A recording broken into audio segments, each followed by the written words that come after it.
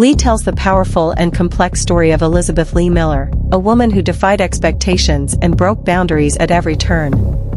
The film spans her evolution from a celebrated Vogue fashion model and muse of the Surrealist movement to one of the most daring and respected war photographers of the 20th century.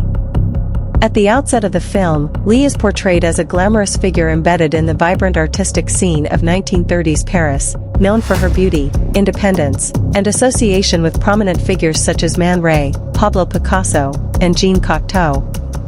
However, the narrative quickly shifts gears, focusing not on her modeling career but on the extraordinary transformation that followed. As World War II engulfs Europe, Lee reinvents herself once again, this time as a photojournalist for British Vogue, determined to expose the truths of war.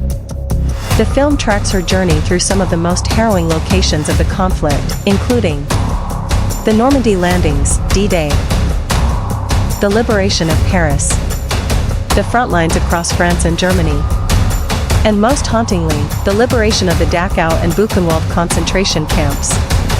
Miller's photographs captured the brutal realities of war, especially the suffering of civilians and the horrors of the Holocaust.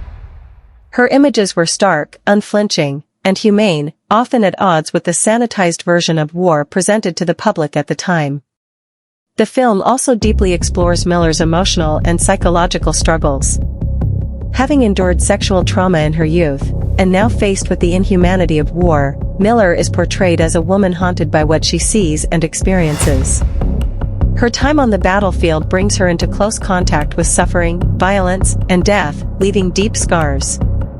The film weaves these internal struggles into the broader story of her resilience and purpose. Lee's defiance of gender norms is a central theme. In a time when women were largely excluded from the battlefield, she fought to be taken seriously as a war correspondent, often placing herself in life-threatening situations to report from the front lines.